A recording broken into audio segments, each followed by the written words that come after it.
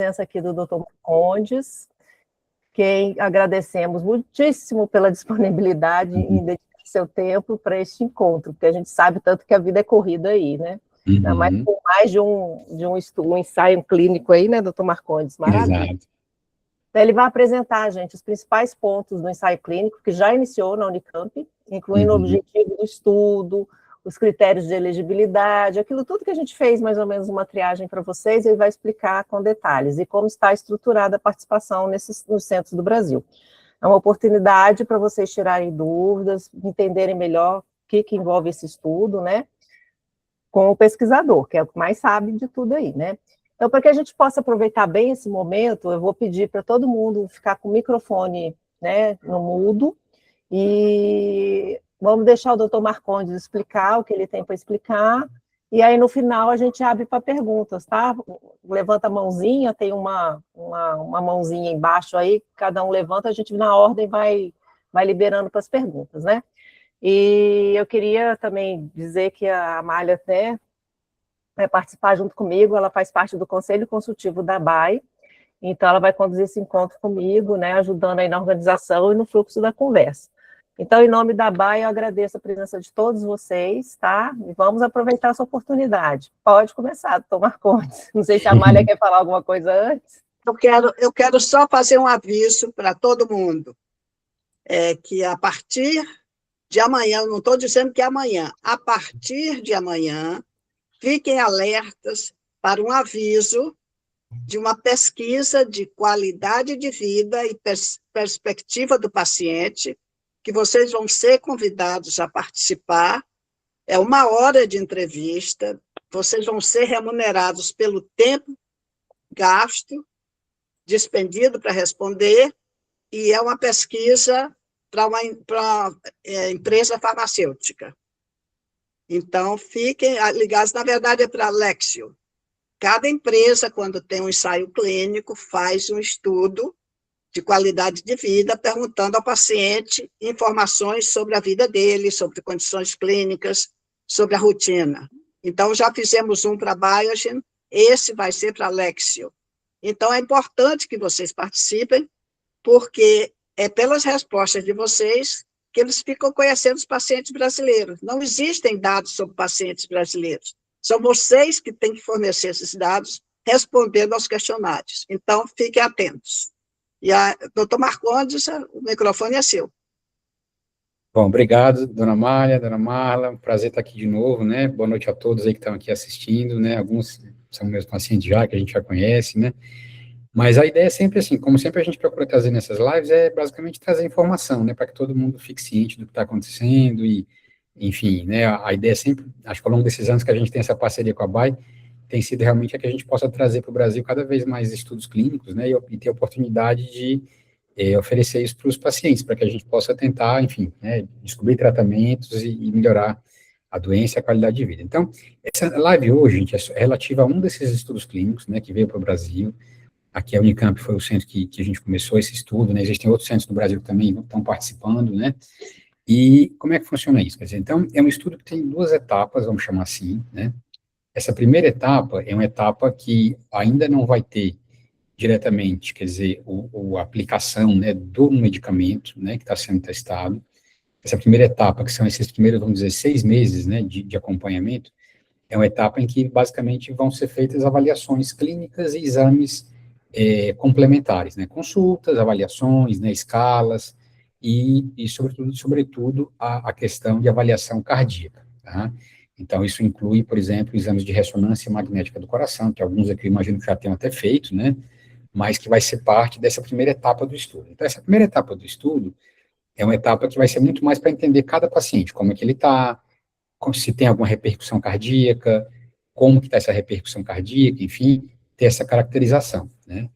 E a segunda etapa da pesquisa, aí sim é uma etapa que vai ter realmente a questão do medicamento, né, a gente, enfim, ainda não tem exatamente a data certa, mas a gente imagina que vai ser cerca de mais ou menos 6 meses depois dessa primeira etapa, seria então a etapa em que haveria essa questão do medicamento, né, o medicamento em questão, esse medicamento está sendo desenvolvido pela empresa, né, pela Lexeo, e é um medicamento que se baseia numa terapia gênica, né, Então, para quem nunca ouviu falar, né, gente, é uma terapia em que você utiliza, vamos dizer assim, um vírus, né, naturalmente um vírus que não é um vírus, enfim, patogênico, né, que não causa doença, né, e você modifica geneticamente esse vírus, tira o material genético do vírus e no lugar você coloca uma cópia, né, do gene da frataxina, que é o gene que a gente sabe que está relacionado, né, com a ataxia de Friedreich. Portanto, esse vírus, ele funciona como se fosse um transportador, né, e leva, então, uma cópia nova desse material genético para que os pacientes voltem a produzir a proteína que até então não conseguem produzir. Então, obviamente, é uma ideia muito engenhosa, uma ideia que faz muito sentido, né? Mas algumas coisas são importantes. Então, primeiro ponto, né, gente? Essa primeira etapa da pesquisa, portanto, é uma etapa que não vai ter essa questão do medicamento ainda, vai ser uma etapa basicamente de consultas, avaliações e essas avaliações com ressonância cardíaca, né? E aí, quer dizer, ele acabou nessa primeira etapa, aí a gente teria essa possibilidade de entrar na segunda etapa, em que seria realmente feito o teste desse novo medicamento, tá certo? Uma coisa que é importante, né, quer dizer, todo mundo que está aqui, que convive com a doença, ou que tem familiares com a doença, né, quer dizer, tem a noção de que a ataxia de Friedreich tem a parte neurológica, né, que é a parte que acaba atrapalhando mais o equilíbrio, né, a coordenação motora, mas a doença também pode ter outras alterações, como, por exemplo, no coração, como, por exemplo, a escoliose. Então, isso tudo faz parte do quadro, né? Em alguns pacientes é um pouco mais evidente, outros pacientes é menos evidente, né? Esse medicamento que vem sendo testado, então, ele tem um objetivo muito específico, né? Quer dizer, é um medicamento que enfim, está sendo desenvolvido para o tratamento primariamente da alteração cardíaca da doença, tá? Então, esse vírus que eu acabei de comentar com vocês, ele é um vírus que foi feito especificamente para, quer dizer, ir para o coração e, portanto, para atuar na parte cardíaca da ataxia, né? Então, por essa razão, gente, é que para a inclusão nessa pesquisa, né, a Alexeu estabeleceu alguns critérios, isso é rotina, né, para estudos clínicos, né? Então, infelizmente, quer dizer, a gente não vai poder incluir todo mundo que gostaria de participar. A gente tem alguns critérios que são chamados critérios de inclusão e critérios de exclusão, tá? Então, obviamente, que todo mundo que participar tem que ter o diagnóstico genético feito, né? Tem que ter o diagnóstico da ataxia confirmado, etc. Isso tudo, obviamente, tem que estar presente, mas os pacientes que vão ser incluídos, eles têm que ter algum grau de alteração cardíaca, tá? Então, por exemplo, os pacientes que têm ataxia, mas a parte cardíaca está tudo sob controle, né? Quer dizer, não tem nenhuma alteração cardíaca. Então, nesse primeiro momento, eles não vão poder participar, por conta dessa questão do desenho do estudo, entendeu? E é por essa razão, né, que a gente tem conversado e colocado isso para a associação e tudo mais, é importante que todo mundo, por exemplo, que tem exame do cardíaco, né, ecocardiograma ou ressonância, que possa realmente encaminhar para que a gente avalie esse exame, porque vai ser muito em função desse resultado que nós vamos poder realmente direcionar, olha, pode incluir, não pode, entendeu?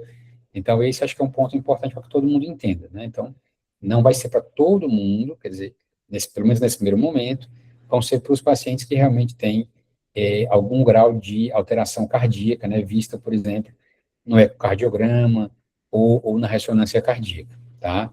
Então, acho que esse é um ponto importante para que todo mundo fique ciente disso, tá certo? Bom, em linhas gerais, né, quer dizer, em relação à questão da faixa de idade, né, vai ser uma faixa de idade bem ampla, né, quer dizer, incluindo desde pacientes, né, mais novinhos, a partir dos 6 anos de idade, até pacientes realmente adultos, né. Então, quanto à questão de faixa de idade, vai ter um leque bem amplo de pacientes que vão poder ser incluídos aí na pesquisa, tá certo? O que mais, assim, acho que de ponto importante que eu acho que vale a pena comentar, né, esse estudo está sendo feito, quer dizer, aqui na Unicamp, é um dos centros, né? Existem outros centros também no país que estão sendo aí aos poucos sendo também ativados, vamos chamar assim, né? Então, a ideia é que a gente consiga realmente ter uma possibilidade de incluir aí, né, a maior quantidade de pacientes que tenham interesse de participar da pesquisa, tá? Então, o que eu queria comentar, a gente era mais isso, né? Quer dizer, essa ideia geral, essa questão dos critérios, né? Quer dizer, principais de inclusão e exclusão, né? E talvez agora acho que a gente pudesse abrir para perguntas, eu acredito, né? Quer dizer, acho que deve ter alguns pontos que vocês queiram perguntar, e eu fico à disposição aí para esclarecer agora, então, né? Então, a Letícia levantou a mão. Letícia, Uhum. pode fazer sua pergunta.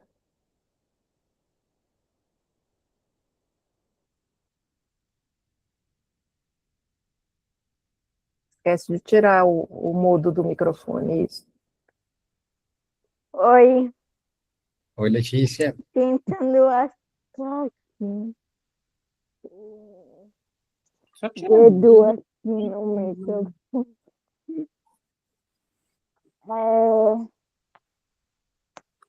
Quantos exatamente são os meses da primeira etapa do estudo? Quanto tempo ela vai... Tem uma quantidade exata depois da primeira parte para poder ir para a segunda. Bom, Letícia, é assim. Quando tem o medicamento. Então, é assim, ó, a princípio, o que a gente tem, por enquanto, já aprovado pela Anvisa, pela Comissão de Ética, que está vigente, é a primeira etapa. Nessa primeira etapa, o planejamento é que sejam 6 meses de acompanhamento dos pacientes, né? E aí, quer dizer, depois desses 6 meses, a ideia é que aí os pacientes sejam convidados para participar da segunda etapa, né? Essa segunda etapa, ela ainda não está, quer dizer, aprovada formalmente, né? A Alexeu está trabalhando nessa submissão. Isso vai ter que ser encaminhado para a Anvisa, para a Comissão de Ética em Pesquisa, tudo direitinho, para daí poder começar, entendeu? Mas o plano, né, quer dizer, que foi colocado, seria esses primeiros 6 meses de acompanhamento, e aí depois teria essa segunda etapa, que seria aí com a parte realmente do medicamento, entendeu? Sim, obrigada. Nada.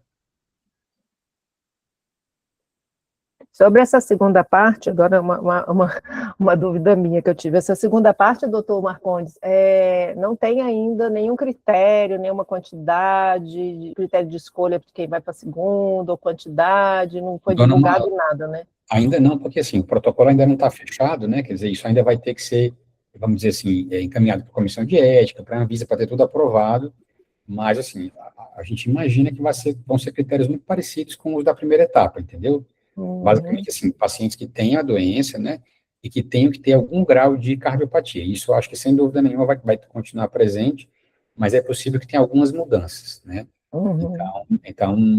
Enfim, então esse a gente ainda não tem isso fechado ainda, esse protocolo dessa segunda etapa ainda não temos, assim, fechado, né? Entendi. Jana? Oi, Marcondes, Uhum, eu andei lendo que uhum, não pode ter uso de nenhum dispositivo cardíaco. uhum, Quem teve AVC? tá, Quem já teve uhum. alguma coisa? Não, a princípio isso não seria problema, não. O ponto é assim, ó, o dispositivo cardíaco, quer dizer, é principalmente, por exemplo, marca-passo, entendeu? Então, por quê? Porque quando a gente tem um marca-passo, você não pode fazer exames de ressonância, por exemplo, porque interfere, né? Então, seria muito por conta dessa restrição do marca-passo de fazer o acompanhamento com a ressonância, entendeu? Mas, assim, o fato de ter tido, por exemplo, um AVC, alguma coisa nesse sentido, a priori, não, né? Não seria um critério de exclusão, não, entendeu? E tem, assim, tipo, um número máximo da fração de ejeção ou só o mínimo? Não, tem um mínimo só, o máximo não, tá? Não tem. Os critérios para definir, assim, essa coisa da cardiopatia, né, acaba que, assim, é um pouquinho mais técnico, sabe? Mas, assim, então tem que ter uma fração de ejeção acima de um determinado valor e tem que ter, algum grau de hipertrofia do ventrículo esquerdo, que a gente chama. Então, por isso que a gente precisa ver o laudo, por exemplo, da ressonância ou do ecocardiograma e analisar algumas medidas que estão colocadas ali para a gente ver realmente se tem esse critério, entendeu? Então, por exemplo, um dos critérios que a gente está colocado, né, é a espessura, né? Então, se vocês pegarem para ver o ecocardiograma de vocês vão ver que tem lá, espessura do septo, né? Então, dependendo se for homem ou se for mulher, a gente vai ter um valor de referência em torno ali de 9 a 10 milímetros, que vai ser o mínimo para considerar que tem alteração, entendeu? Então, por isso que, assim, na prática, às vezes é meio difícil o paciente, às vezes, olhar e bater o olho e dizer assim, não tem ou não tem. Então, eu acho que na dúvida, né, quer dizer, é conversar realmente com a gente, né, quem já é nosso paciente, lógico, fica muito mais fácil, a gente já tem os dados todos aqui e tudo, né, mas para quem quiser também, por exemplo, pode mandar, por exemplo, do laudo, por exemplo, que a gente dá esse retorno e vê direitinho, entendeu? Entendi. Tá? Fabiana? Oi, boa noite, vocês me ouvem? Sim, escutamos, boa noite. Eu sou o Matias, eu sou o marido da Fabiana, tá? Eu estou falando aqui junto com ela prefere que eu fale aqui com vocês, tá? Claro. Sobre esse assunto. A gente mora aqui em Canoas, Rio Grande do Sul, a região metropolitana de Porto Alegre. Nós temos aqui o Hospital de Clínicas, né? E a Fabiana já faz aqui algumas consultas, um acompanhamento com a equipe médica aqui do Hospital de Clínicas, tá? A minha pergunta, ela é referente a como que vai funcionar o acompanhamento durante esses 6 meses. Vai ser um acompanhamento presencial lá na Unicamp, vai ser um acompanhamento remoto, mediante Hospital de Clínicas, e além desses 6 meses, depois, caso for para a segunda etapa, né, que tem a medicação, também como que seria essa segunda fase? Não sei se vocês já têm isso mapeado. Não, isso é uma ótima pergunta, né, porque é a parte operacional, né, a parte logística da coisa, né. Então, assim, ó, o que acontece? Ó, a princípio, né, quer dizer, num estudo clínico como esse, a gente precisaria realmente das consultas, das visitas aqui presenciais, né, porque para quem já participou de estudos de novos medicamentos, né, quer dizer, já tem essa experiência, assim, é tudo muito rigoroso, então a gente tem que examinar o paciente, são colhidos vários exames, né, é uma avaliação bem detalhada e tal, tudo mais, então realmente teria que ser uma coisa presencial, né. Agora, o que acontece? Quer dizer, o estudo, né, um estudo como esse, ele tem, quer dizer, um suporte para custeio e para essa parte toda de passagens, hospedagens e tudo mais. Então, o estudo mesmo, quer dizer, ele tem, quer dizer, esse recurso para viabilizar a vinda dos pacientes, inclusive a hospedagem, caso precise ficar, por exemplo, mais de um dia para fazer as avaliações aqui, tudo isso é pago pela pesquisa, entendeu? Então, por exemplo, a gente tem outros estudos aqui em andamento em ataxia de Friedreich, né, com pacientes, inclusive, do Sul, pacientes, inclusive, da região da Amazônica, tudo, né, e todo o custo de passagem para acompanhante, para o paciente, o hotel, tudo isso, ele é custeado pela própria pesquisa, entendeu? A gente sabe que, lógico, isso não resolve todo o problema, porque tem toda a questão, né, do deslocamento, que é complexo, tudo, mas, realmente, a princípio, teria que ser uma coisa presencial, entendeu? E na segunda etapa, quer dizer, acaba sendo o mesmo tipo de procedimento, né, também consultas presenciais, tudo, inclusive, quer dizer, no momento em que é feita a aplicação desse tratamento, o primeiro momento da aplicação, ele vai exigir um acompanhamento muito próximo, né, porque é um medicamento novo, baseado num vírus, então tem todo um cuidado que tem que ser seguido muito rigoroso no começo. Então, a gente ainda não sabe ao certo, mas a experiência que a gente tem com outras terapias desse tipo, né, terapia gênica, isso vai provavelmente exigir que os pacientes fiquem aqui, por exemplo, por algum tempo. Pelo menos aí talvez 2 a 4 semanas aqui presencial, quer dizer, próximo da gente, com consultas muito próximas, com exames muito próximos, entendeu? Porque tem todo esse acompanhamento que tem que ser feito desse medicamento que é administrado ali no começo, né? Então, a gente sabe que, assim, isso dificulta, né, para pacientes que são um pouco mais distantes, né, como é o caso aí de vocês, né, mas realmente tem essa questão do presencial. Existem outros centros, né, que estão participando desse estudo, né, no Brasil, fora daqui da Unicamp, e eu confesso que eu não me recordo, posso até verificar, e depois eu comento com a dona Marla, com a dona Malha, se o Hospital de Clínicas de Porto Alegre está participando. Eu acho que não, tá? Eu acho que a gente tem centros, por exemplo, tem centros, acho que, se eu não me engano, em Belo Horizonte, acho que tem centro também, quer dizer, na região Nordeste, mas eu acho que o Hospital de Clínicas de Porto Alegre, acho que ele não está envolvido, eu acho, entendeu? Que a gente sabe, assim, só te interrompendo, já pedindo desculpa, a gente sabe, claro. Unicamp, claro, Salvador, Ribeirão Preto, Fortaleza e Belo Horizonte. Eu acho que é isso mesmo, acho que são 5 centros no Brasil, acho que é isso mesmo, né? Entendido. Então, nessa primeira etapa, de mais ou menos 6 meses, vocês fariam, né, a chamada dos pacientes, então, o deslocamento até a Unicamp, lá em São Paulo, ficaria aí em torno de talvez 1 ou 2 dias aí para poder fazer Isso. os exames, as consultas, e isso se repetiria, assim, durante os 6 meses, algumas vezes, né? Talvez. A princípio, nessa primeira parte, assim, eu acredito que vão ser 3 visitas, eu acho. Então, assim, não vai ser nada muito, assim, exaustivo, de ter que vir todo mês, nada assim, não. Mas nós vamos ter que ter essas 3 visitas aí, eventualmente 4, né? Mas não mais do que isso. Agora, na segunda etapa, né, principalmente naquela etapa inicial, logo depois que for aplicada a medicação, aí é uma etapa que vai ser um pouco mais, assim, vamos dizer, exigente nesse sentido, né? Que vai ter que ficar realmente aqui, nós vamos ter que ter essa proximidade, né? Porque, enfim, tem todo um cuidado com essa medicação que tem que ser seguido muito à risca, assim, né, na segunda etapa. Sim. É uma aplicação única, será?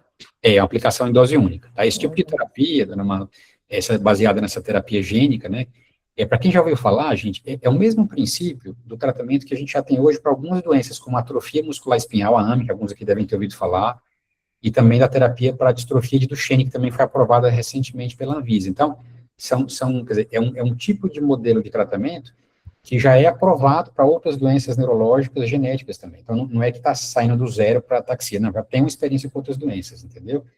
Uma das vantagens potenciais que esse tratamento tem é que é uma vez na vida, em tese, né? Quer dizer, você aplica uma vez, aquele vírus entrega o DNA novo e passa a produzir o tratamento, então, é uma vez só.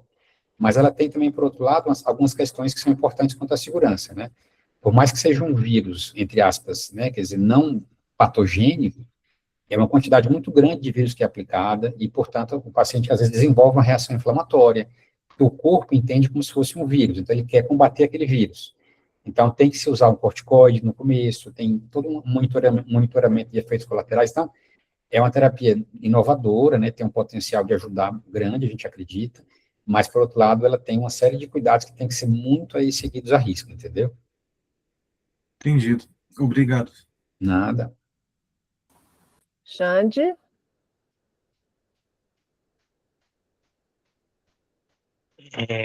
Eu acredito muito na terapia genética, né? Sou cria de Marcondes, mas a minha dúvida, doutor, Claro. eu acho que é um pouco ansiosa, assim, é mais para a segunda fase, ok? Claro. O medicamento, ele vai para cardiomiopatia, né? Mas ele contribui com a ausência de equilíbrio, como é isso? Xande, isso é uma ótima pergunta que eu acho que, assim, todos os pacientes com quem eu já conversei me fizeram, né? Porque, veja, o coração, ele é super importante, óbvio, né? Quer dizer, a gente tem que estar com o coração bom, mas o que realmente mais atrapalha, né, no dia a dia dos pacientes é a parte neurológica, né? Então, o que é que eu posso te dizer? Ó? Então, por enquanto, o que é que a gente tem de informação que eu posso compartilhar com vocês? Então, esse medicamento já foi testado numa primeira etapa, que chama de fase 1, né, que é a etapa em que são testados em alguns pacientes, uma quantidade pequena e tudo mais. Então, nessa fase 1, o que é que se viu? Quer dizer, o medicamento, ele chegou no coração, ele teve o efeito esperado ali no coração, mas dos pacientes que foram tratados com esse medicamento, uma parte deles, uma parte expressiva até, também notou melhora na esfera neurológica, entendeu? Então, aparentemente, teria um efeito além do coração, tá? É lógico, são poucos pacientes ainda, é uma quantidade pequena, não dá para ter certeza, né? Essa preocupação que você traz, ela é pertinente, por quê, gente? Porque esse vírus que foi feito é um vírus que ele tem uma afinidade muito grande pelo coração. A gente não sabe quanto disso passa, por exemplo, para o cerebelo, para o sistema nervoso, entendeu? Mas o fato é, nesse primeiro estudo, essa etapa inicial, que é a fase 1, que a gente chama, teve sinais de melhora também da parte neurológica. Então, apesar do vírus ser para o coração, é possível, sim, que a gente também tenha algum benefício na parte neurológica, né? Obrigado. Nada. Doutor Marcondes, uma dúvida. Claro. Esse valor da espessura ventricular, a gente vê assim no ecocardiograma que é uma faixa muito pequena, né? Tipo assim, homens de 9 a 11, não é uma coisa muito grande. Então, assim, isso realmente exclui alguém, por exemplo, se alguém está com 10, ou então está mais perto do 11 do que do 9, né? Alguma coisa nesse sentido. O senhor acha que pode avaliar isso aí também? Claro, acho que a gente pode sim, e a gente tem alguns casos que estão ali no limite, né, naquela coisa bem na trave, a gente tem conversado, inclusive, com a equipe da própria empresa, da Alexeu, para discutir muito caso a caso, entendeu? No final das contas, assim, quer dizer, essa coisa da espessura é como se fosse uma coisa mais fácil de ver. Mas, assim, a gente tem outros elementos ali no exame que podem também ser levados em consideração, né? A massa do ventrículo, enfim, outras coisas que são um pouquinho mais técnicas, assim, que é um pouquinho mais difícil de ver lá, entendeu? Assim, então, assim, na prática, o que eu acho? Todo mundo que tiver interesse, que tiver essa motivação de participar, eu acho que talvez o principal seja realmente mandar para a gente né, a cópia do exame, do laudo, né? Que a gente vai ver com todo carinho, e a gente tem feito isso. Quer dizer, os casos que têm chegado, né, para a gente tem, inclusive, aqueles que a gente fica aí na dúvida, pelo critério, a gente vai falar com a equipe da própria empresa, da Alexeu e tudo mais, né, e eu acho que isso, tranquilamente, a gente consegue ter essa possibilidade de avaliar, sim, com certeza, né. E ajudaria se o paciente mandasse, por exemplo, o histórico dos ecocardiogramas, porque, assim, geralmente, Acho quem que tem sim. ataxia de Friedreich faz todo ano, né, ecocardiograma, né? Sim. Então, assim, Não, às vezes vê essa evolução, era tanto, agora está tanto. Eu acho que isso daí com também certeza, pode caracterizar, né? com certeza, eu acho que isso seria também um dado importante, pelo menos talvez dentro dos últimos 3, 4 anos, né, quer dizer, eu acho que seria um dado interessante para a gente ver, com certeza, né. Tá, porque a gente tem, assim, o pouco de exame que passou por nós, que a gente intermediou para passar para o senhor, a gente vê assim, a fração de injeção está ok, tem muita gente com 68, 70 e tal, não está aquela coisa perto do 40, que é o mínimo, né? Sim. Mas essa espessura aí fica muito ali no, né, um pontinho de diferença, então, será que lá atrás não estava mais baixo e agora está aumentando, né? Porque o grande ponto é assim, quer dizer, a ideia do estudo é que realmente, assim, inclua pacientes que tenham, né, a cardiopatia, mas, por outro lado também, quer dizer, não pode ser uma cardiopatia que esteja numa fase, assim, muito avançada, né, porque também fica mais difícil de você ver ali um efeito do tratamento. Então, por isso que é desafiador, quer dizer, né, quem não tem nada não pode, mas quem também já tem uma fase muito avançada também já não é o ideal, então a gente tem que encontrar esse meio termo. Por isso que a gente está tendo vamos dizer assim, essa dificuldade, né, assim, então, e acho que a melhor forma seria isso, a gente realmente, quem tiver interesse, que possa nos encaminhar, que a gente vai ver isso, a gente tem toda semana, né, visto esses exames, discutido alguns casos, inclusive com o pessoal da Alexeu e tudo, né, para realmente tentar ter a chance de incluir o máximo de pacientes que possam ser incluídos. E uma né? ressonância cardíaca daria Daria também. uma coisa maior, assim, uma Daria segurança maior? Sim, inclusive, assim, a palavra final vai ser assim, quer dizer, embora a gente tenha esses exames que os pacientes já têm feitos, né, aqueles que a gente vê que dá para incluir, eles vão vir aqui para a Unicamp, vão fazer a ressonância cardíaca aqui, e esse é o exame que vai dar a palavra final, né, quer dizer, que é mais detalhado que a ressonância Já cardíaca. faz parte do acompanhamento, né? Exatamente, Então, porque assim, que aqueles que tiverem o eco bem normal, então talvez já fique, assim, já fique realmente mais difícil, né? Mas mesmo aqueles que têm ali um valor no limite e tudo mais, quer dizer, a gente pode considerar, pode vir, e inclusive fazer a ressonância aqui, porque esse vai ser a palavra final, vai ser essa coisa da ressonância mesmo, entendeu? Ah, ótimo. É bom porque essa live vai ficar gravada, então, assim, quem está na dúvida, quem não está, né, eu não tenho problema e tudo, então é uma dica, né, olhar a evolução das anteriores e tudo, né. Com certeza. Né? Ah, ótimo. Amália? Acho que está mutado. Está mutado.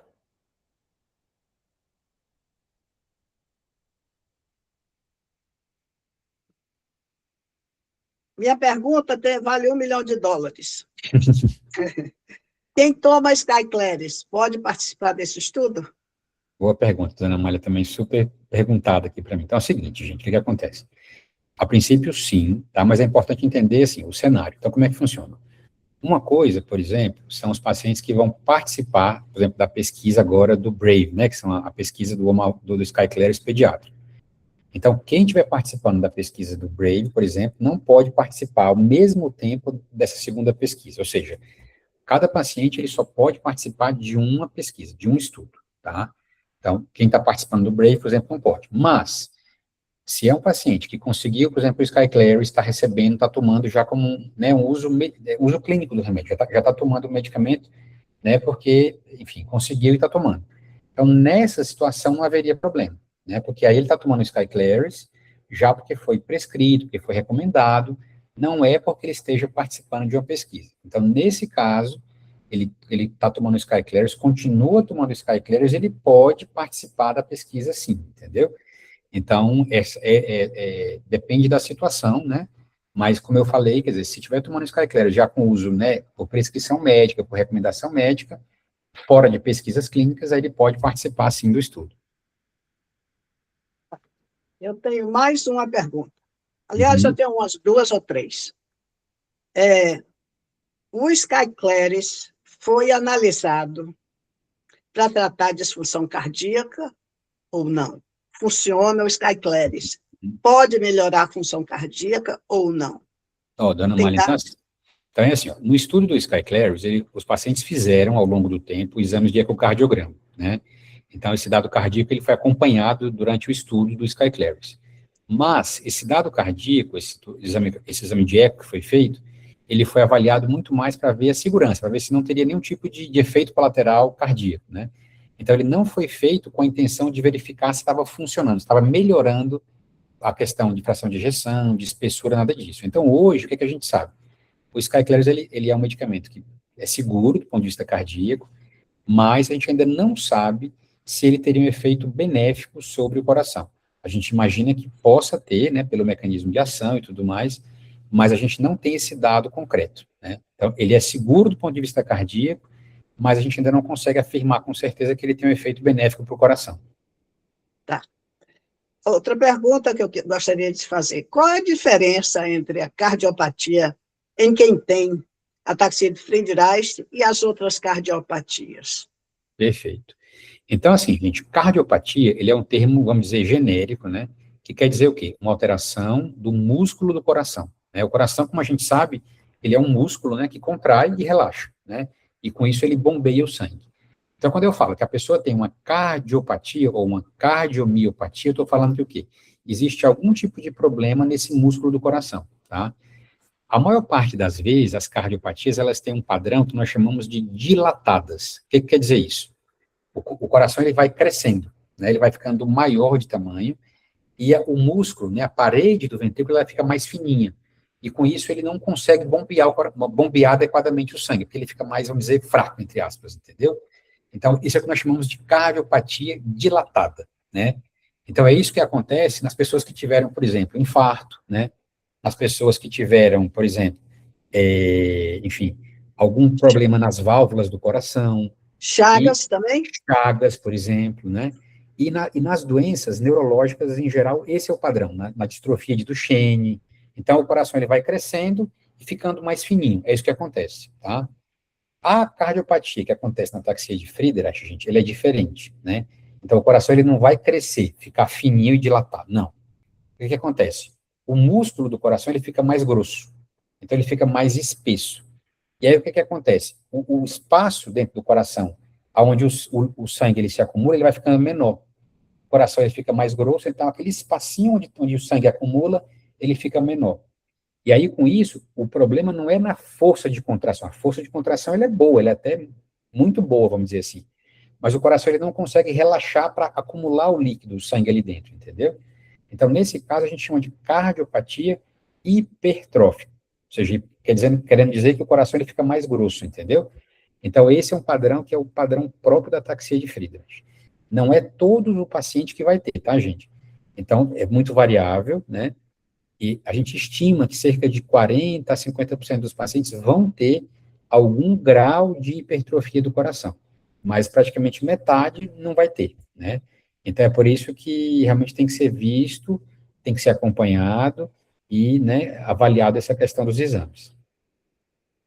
A outra pergunta, a última, é a seguinte. Eu conversei com alguns pacientes que, pelo histórico, a gente percebe que tem algum problema cardíaco. Mas aí eles dizem, mas eu não tenho sintoma, eu nem vou a médico para não ter sintoma, porque eu não tenho sintoma. Mas o fato de não ter sintoma quer dizer que não tem problema cardíaco, quando a gente Isso é uma ótima pergunta, dona Amália. Então é o seguinte, ó, isso, eu diria que a maior parte dos meus pacientes, quer dizer, mesmo os que têm a cardiopatia, eles não têm sintomas, a grande maioria não vai ter, né? Mas, assim, isso quer dizer que não tem a cardiopatia? De forma alguma. A cardiopatia, ela é definida a partir dos exames, né, que são feitos, o eco, a ressonância, entendeu, gente?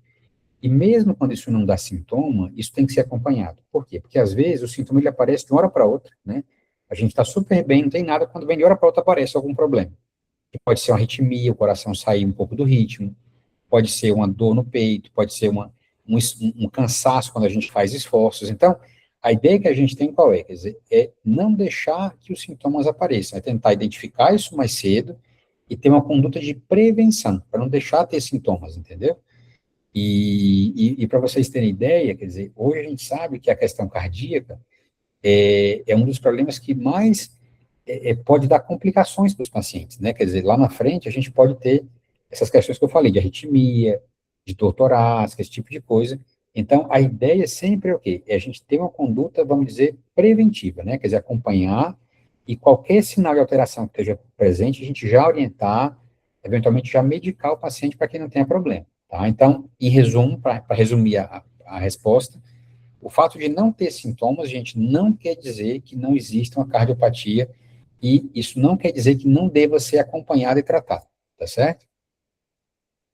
Minha última pergunta, que eu lembrei agora, é o Uhum, seguinte: em algumas conferências a gente ouve falar que a doença FA desliga o gene. uhum, Em outras conferências, a gente escuta dizer que os neurônios morrem. uhum, Outros dizem que não há certeza se os neurônios dormem ou se ficam só adormecidos. uhum. Morrem ou só adormecidos. Em relação ao coração, as células do coração que são afetadas, elas morrem e não são repostas. Como é que é esse mecanismo para eu entender na FA? Calma, dona Maria, o que acontece? Então, de maneira bem assim, bem resumida, né? Quer dizer, falta, né, a frataxina, é uma proteína importante para a mitocôndria, portanto, quer dizer, existe um problema na produção de energia na ataxia de Friedreich, né? E aí, quando acontece isso no coração, o que acontece? Nós vamos ter algumas células do coração, do músculo cardíaco, elas vão sofrendo e elas vão ficando, quer dizer, né, menorzinhas, vão atrofiando até sumir, tá? Mas outras que estão mais preservadas, elas fazem o quê? Elas vão para tentar compensar aquelas que morreram, elas vão crescendo.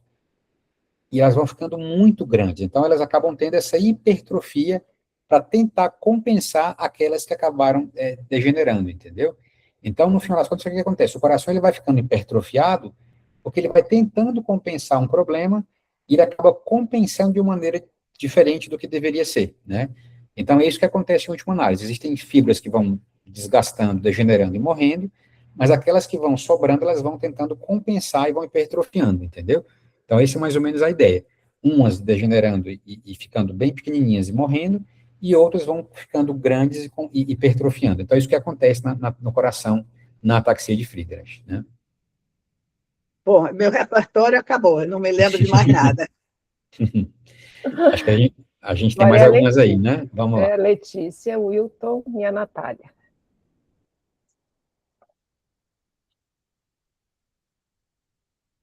Letícia? Oi, de novo. É, o senhor falou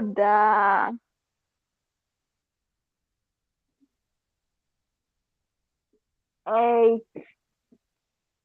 que não poderão participar as pessoas que têm a cardiopatia avançada. Uhum.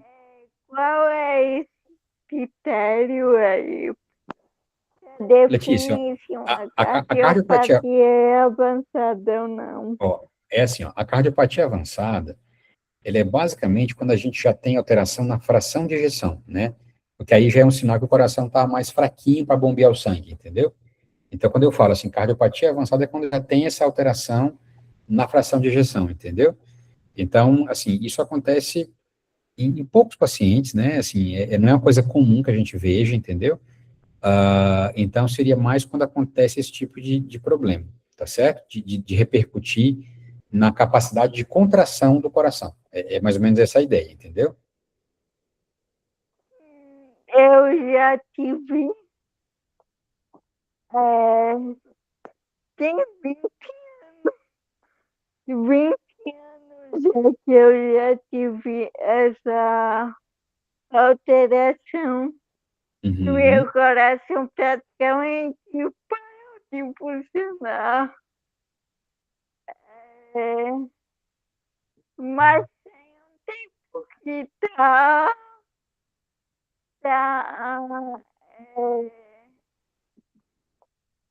detectável no exame a alteração. Aí, no caso, ainda tem alguma chance de eu conseguir participar desse estudo. Oh, com certeza a minha já é avançada demais.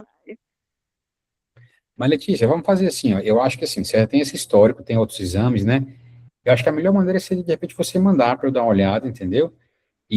Assim, essa coisa que eu falei avançada, realmente, assim, é aquela situação que já tem uma repercussão maior, tudo, né? Mesmo que você tenha, às vezes, uma pequena alteração na fração de ejeção, isso não é um critério de exclusão, sabe? É quando tem uma alteração que é mais, assim, expressiva mesmo, sabe? Então, acho que a melhor maneira, assim, se você puder, né, de repente fazer uma cópia dos seus exames, né, bater uma foto, manda que a gente vê direitinho, e aí eu posso, depois a gente conversa com mais calma, pode ser?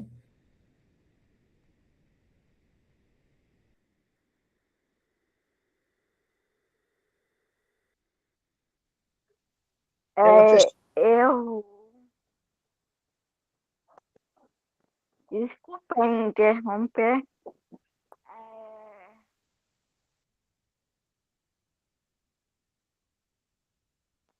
Eu que, na verdade, faço o eco todo ano. Só que eu, eu olhei lá nos laudos do exame, o médico não coloca os valores da depressão de injeção e da espessura do septo. Aí eu estou esperando por uma consulta com o cardiologista. Uhum. Esse mês eu vou falar para ele sobre isso e pedir para ele colocar no próximo exame para ele Uhum. olhar com mais atenção. Não, perfeito. Se você puder falar com o seu cardio, né, porque aí ele consegue ver direitinho isso para você, mas de toda maneira, se você quiser mandar aqui para a gente dar uma olhada, mesmo que você tiver aí, pode encaminhar que eu vejo direitinho e a gente pode ver se já tem os dados ali que precisa, tá certo? Tá bom, obrigada. Nada. Wilton, Boa noite, doutor. Tudo Boa bem, né? noite. Bem. Então, doutor, esse estudo já foi realizado ou está sendo realizado em outro local? Já está numa segunda fase? Como é que está? Porque a minha preocupação são os efeitos, né? O efeito colateral, né, desse estudo. Né? Cada pessoa reage de uma forma, né? Uhum. Então é o seguinte, seu Hilton, o senhor está se referindo à questão do remédio mesmo, né, do Sim, vírus e tudo, sim. né? Bom, então assim, ó, essa etapa é a etapa 2, ela ainda não começou, quer dizer, aqui, né, no Brasil, nem em nenhum outro local do mundo ainda, Tá. né? O que a gente tem é a fase um, né? Então, assim, todo medicamento que vai ser desenvolvido, ele tem aquelas fases, né? Fase um, fase 2, fase 3, né? Então, o fase um é aquela primeira etapa em que é a primeira vez que o medicamento ele é aplicado em seres humanos, né, em pacientes. Então, é um estudo bem pequenininho, são poucos pacientes, é mais para ver a questão Sim. mesmo de segurança e tudo mais. Então, esse já foi feito, foram pacientes feitos fora do Brasil, né, basicamente Estados Unidos, tudo. Foram 11 pacientes que receberam essa medicação. Então, por enquanto, é isso que a gente tem, entendeu? E nesse fase um é isso que eu comentei, quer dizer, a gente teve efeitos positivos do ponto de vista cardíaco, esse efeito, vários também tiveram efeito positivo na parte neurológica, né? E a princípio, quer dizer, teve efeitos colaterais, mas efeitos colaterais que foram manuseados sem grandes repercussões, Ah, entendeu? Então, mas é isso, é um número pequeno ainda, né? E é por isso que, assim, esse tipo de pesquisa, quando ele, enfim, for entrar na fase 2, tem que ter todo esse cuidado que eu falei, né? Quer dizer, tem que ser aprovado pela Anvisa, aprovado pela Comissão de Ética, sim. isso tem que ser realmente tudo, né, aprovado, e, naturalmente, quando isso for começar, isso vai exigir um acompanhamento muito, muito, muito perto dos pacientes, entendeu? A gente, por exemplo, tem experiência aqui na Unicamp, né, com esse tipo de tratamento para outras doenças também, para atrofia muscular espinhal, para Duchenne e tudo mais. Então, a gente já tem hoje quase 20 pacientes que já receberam esse tipo de tratamento genético, né, com vírus e tal. Então, na nossa experiência, assim, quer dizer, a gente, graças a Deus, a maior parte dos pacientes está indo muito bem, mas a gente teve, sim, pacientes que tiveram efeitos colaterais que precisaram ficar internados, que teve que ter um cuidado adicional. Então, realmente, é uma coisa que tem que ser feita com bastante cuidado, bastante critério, entendeu? Obrigado, doutor. Nada. Então, uma intervenção rápida. A Loiane está pedindo para ser incluída na live. Ela teve um problema e só pode participar agora. Uhum. Dá.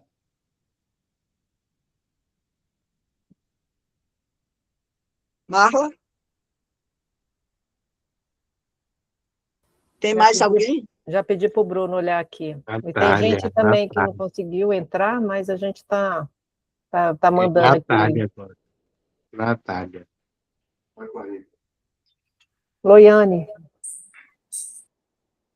Natália, pode fazer sua pergunta. Boa noite. É o Paulo Boa que está falando, noite. o nome da Natália, que é o esposo dela. Uhum. Boa Nós noite. estamos aqui de Rondônia, nós vai uma vez por ano aí te ver. Uhum. Sim, eu lembro. E nós estamos querendo saber, depois que nós foi em janeiro aí, a Natália está grávida, se ela pode entrar nessa pesquisa, alguma possibilidade Tá. de... Então, assim, ó, a questão da gestação, dona Natália, a princípio, por enquanto, é um critério de exclusão, sabe? Por conta da questão, enfim, dos exames, da ressonância, tudo, né?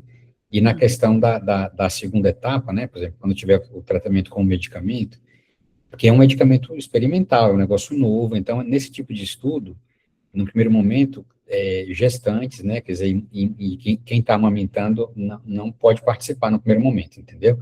Porque a gente não sabe, eventualmente, se isso poderia ter riscos para o bebê, né? Se isso poderia passar, por exemplo, no leite materno, tudo. Então, realmente isso é uma norma meio geral, assim, nesse tipo de pesquisa, gestantes e lactantes, né, que estão amamentando, a princípio é um critério de exclusão, entendeu?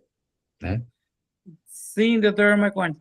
E outra pergunta que a família dela fica curiosa, querendo saber, existe alguma possibilidade, nós já temos um filho já de 4 anos, o amor da nossa vida, Uhum. e existe alguma possibilidade de eles terem essa doença? Olha, em geral, o que é que a gente fala? O risco, ele é muito baixo, né, quer dizer, a gente não fala que é zero, mas é muito baixo. A chance das crianças, né, quer dizer, de um paciente que tem ataxia terem, né, ataxia de Friedreich, seria o quê? Apenas se o senhor, no caso, o esposo, né, fosse também portador, tivesse uma cópia do gene alterado, entendeu? Então, essa é a única chance. Se o esposo, né, a esposa, ele for portador, aí existiria uma chance do filho também ter a doença, entendeu? Mas o que acontece? Na população em geral, né, as pessoas que são portadoras, a frequência ela é muito baixa, né? Então, ou seja, a gente não fala que é zero, mas é muito próximo de zero, entendeu? Sim, então tá bom. Então, essa é a pergunta. O ano que vem, dia 29 de janeiro, está aí, ver você de novo, se Deus quiser. Perfeito. Já vamos conhecer o bebezinho novo aí, se Deus É quiser, a né? Cecília. Opa, parabéns, viu? Parabéns. Obrigado, com Deus.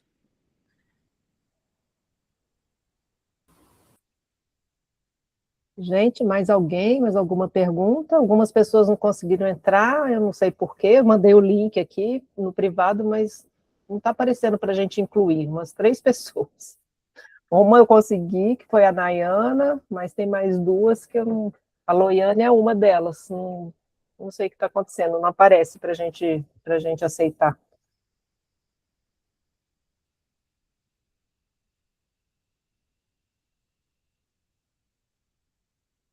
Mais alguma questão, gente? Eu não tenho. Já começou o recrutamento de pessoas para o estudo da Lexio? Já tem andamento, dona Maria, já sim. A gente já avaliou, acho que até o momento, 4 pacientes já, tá? Então, está em andamento, portanto, quem tiver interesse, quer dizer, pode, né, quer dizer, mandar, né, a questão dos exames, tudo a gente vê direitinho, e enfim, tá em andamento já o estudo, né? Dos que estão aqui, acho que 2 ou 3 já foram, a sua equipe já falou que que havia interesse em contactá-los, mas Ótimo.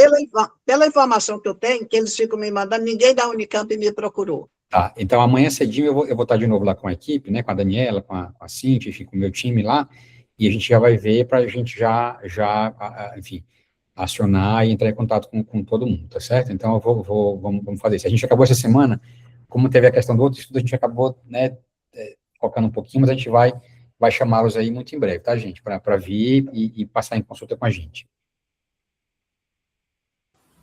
Natália, você levantou a mão de novo, é porque não abaixou mesmo?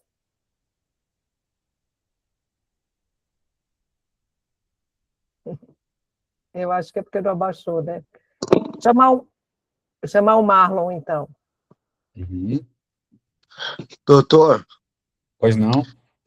tem algum exame que eu posso fazer que sirva para que você precise para ter todos os dados em mãos, assim, do que todas as informações que tu precisar?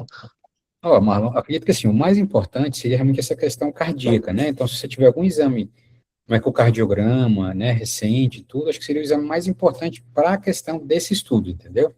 Só Existem isso? outros, a princípio, sim, existem outros dados, lógico, que são importantes, mas são questões como, por exemplo, o diagnóstico genético da doença, né, tem que ter o teste genético, né, a faixa de idade, que no seu caso acho que está dentro da faixa, entendeu?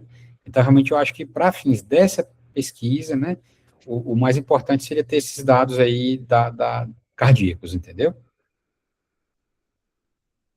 O Marlon já mandou, o ecocardiograma dele é de 3 anos atrás, Tá, e já aponta a hipertrofia.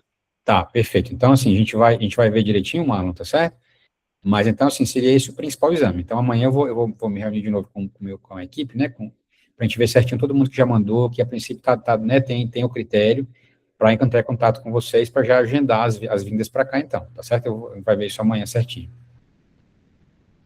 Desculpa a minha ignorância no assunto, mas trabalho com moto, né? Não entendo nada disso. Mas eu nem sei, na verdade, se aquilo que eu mandei é um ecocardiograma. Imagino que seja, né? Senão Malha não ia ter aceitado. Mas eu vou te pedir para ti dar uma olhada lá, conversa com a Malha. Se precisar algum, eu vou te pedir que a Malha me fala daí com antecedência, né? Porque aqui onde eu moro é meio complicado. Tá bom, pode deixar. Beleza? Vou ver direitinho, mano, tá bom? Obrigado. Pode ficar tranquilo.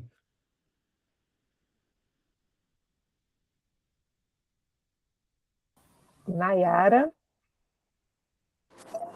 Boa noite. Boa noite. Boa noite, doutor Marcondes. Dia 24 estarei aí. Opa, que bom. Vamos nos ver aqui, né?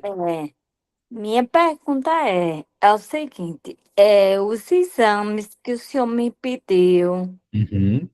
há 6 meses atrás, eu levo dia 24 ou eu tenho que mandar antes? A senhora vai vir dia 24 agora, né? Deixa eu só conferir. Não, eu acho que poderia. Deixa eu só ver aqui uma coisa. Só um instantinho, peraí.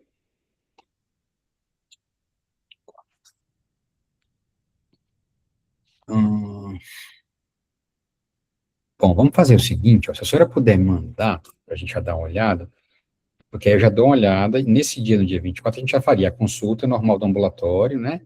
E estando tudo ok, já faríamos, além da consulta normal do ambulatório, já poderíamos fazer, por exemplo, a consulta do próprio estudo já, na primeira, já faria as duas coisas no mesmo dia, aproveitaria a vinda, entendeu? Não, tá certo. Eu vou fazer, acredito que lá para quinta-feira. Aí eu mando para Ótimo. onde? Para mim. Pode mandar, ó. Para Pode mandar para a Malha? dona Malha que ela me manda isso. Pode fazer isso, tá bom? Tá bom, doutor. Muito obrigada. Nada.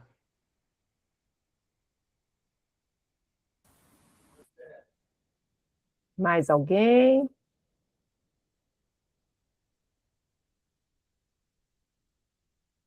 Então, acho que esgotou, Marla. Uhum. Acho que foi muito produtivo, né, doutor Marcondes? Acho que muitas Não, com dúvidas foram certeza. sanadas. Talvez as pessoas procurem a gente e a gente possa responder de uma forma com mais, né, segurança, né, essa parte Com mesmo certeza. de mandar mais exames, né, para analisar, né, isso foi bem importante. Eu queria agradecer, gente, a presença de todos vocês, primeiramente agradecer o seu tempo precioso, viu, doutor Armando, de estar aqui com a gente.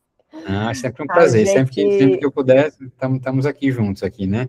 A gente não pediu autorização, mas a gente gravou, então quero só pedir autorização agora, porque a gente vai arrumar bonitinho para quem não conseguiu entrar, muita gente não conseguiu entrar, nem pelo tempo ou pelo link mesmo, não sei o que aconteceu, essas coisas de tecnologia ninguém explica, né? Eu, pelo menos, não dou conta. Mas agradecer a presença de todos vocês, gente, e olha, aproveita a oportunidade, viu? Não é bom não, né, doutor Marcondes, ter um problema e tal, mas tem uma solução vindo aí que parece ser muito promissora, então vamos lá, gente, e com fé e força aí para a luta, né? E juntar forças aí, né? Exatamente, juntar forças e bora participar, né? Não tem que pensar duas vezes, não. É único, né? Primeira terapia gênica, assim, para ataxia, nossa, é um marco, né? Então, até terminar esse estudo observacional, já teremos muitas notícias boas lá de fora, né? Que já está, o pessoal já da primeira fase, né? Que já deve estar tendo alguns resultados e tal. Então, assim, foi muito bom, foi um aprendizado aqui, acho que para todos, né? Então, queria... a Eliana quer falar, Eliana? Não, só estou agradecendo a ele. Obrigada. Muito obrigada. Eu queria dar um aviso, Marla, renovar o aviso. Sim. Agora que tem mais gente, lembrar a todos que vai ter uma pesquisa sobre qualidade de vida e perspectiva do paciente, que vai ser para a Lexio, a mesma que está patrocinando esse estudo de agora que a gente está falando. Ela quer saber as condições de saúde dos pacientes brasileiros. Vai ser 1 hora de entrevista com a pesquisadora brasileira, e você vai ser remunerado pelo seu tempo. Eu não sei quanto, mas quando eu tiver informações mais detalhadas, a gente passa para todo mundo. Só fiquem alertas para essa pesquisa. É muito importante responder, porque não existem dados sobre pacientes brasileiros. São vocês que dão essas informações. Então, vocês têm que entender que é preciso responder esses questionários para ajudar a pesquisa, para ajudar a ciência. Se a gente não ajudar a ciência, ela não vai ajudar a gente. Exatamente, essa frase aí é ótima. E lembrar, gente, que a BAE está sempre à disposição, tá? A gente faz essa ponte aí, né, com os pesquisadores, com o centro de pesquisa, então podem contar com a gente, se tiver dúvida quanto a exames e tal, passa para a Malha, ou então passa para contato@bae, tá? Que é o e-mail que a gente disponibilizou para esse tipo de questão, que a gente vai atrás do Dr. Marcondes, dos outros médicos, e vamos tirar as dúvidas aí para a gente deixar tudo bem redondinho, viu? Então, mais uma vez, muito obrigada, Dr. Marcondes, olha, foi ótimo, viu? Eu que agradeço, né, muito obrigado, gente, boa noite, eu espero que a gente possa se ver em breve aí, né, vários aqui vindo para o centro, para o estudo, se Deus quiser, né, vamos ter essa possibilidade aí, tá bom? Um grande abraço. Um abraço, gente. Tchau. Um abraço.